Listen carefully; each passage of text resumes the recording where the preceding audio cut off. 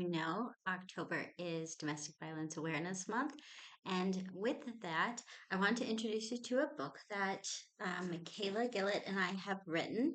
It's Broken Bridges, a six-step solution to end domestic violence. And it has a lot of the study that Michaela and I had done last year in 2023 in right here in southeastern Michigan. And we came up with a six-step solution. And I'd like to just introduce you to it very simply.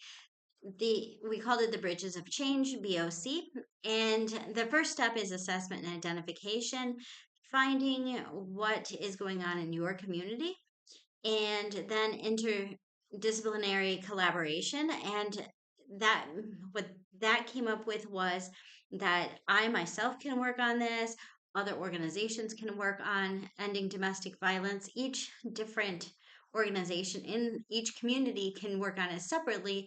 But what we found is it's much more effective. We found other areas around the United States where once everyone comes together to work collaboratively, it it helped the cases become lower in number. So that was our second step. Third step is victim centered support services, which our community here does have that.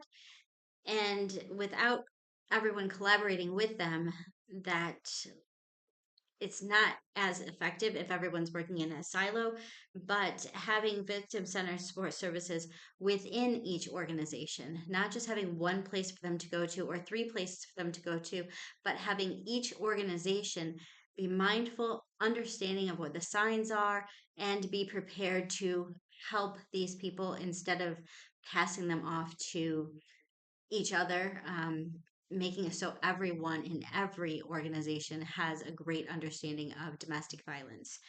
Then community outreach and education. So that means for them not just to come to us to ask us for services, but for us to go out into the community and make sure that we're all out there for everyone and providing education to the masses.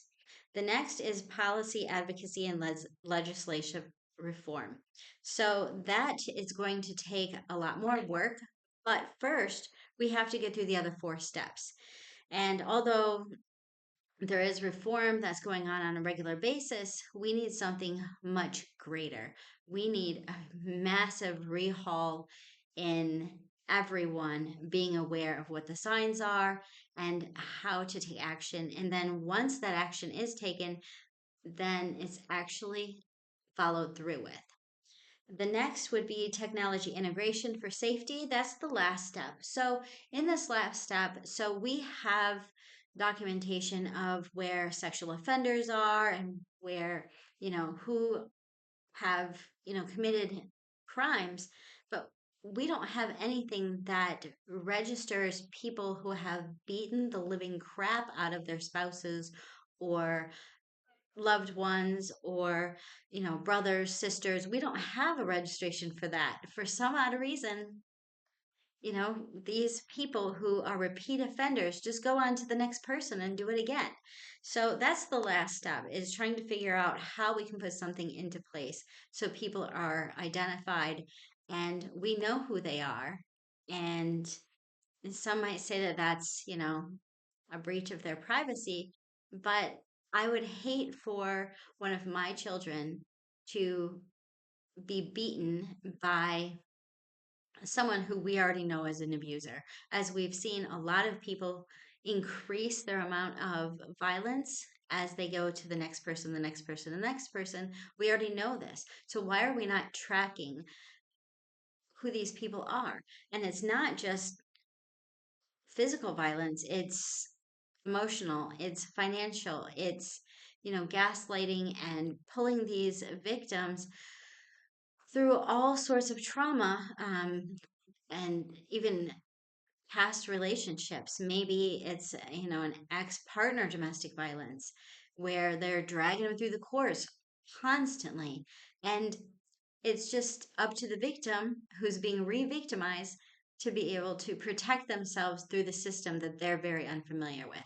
So, this book, if you work in an organization and you're wanting to know what the people say here in the community about what could help them and how you can help your own organization level up some broken bridges, and that can be found here in Tranquil Studio. I have it, and I will post the links in the description.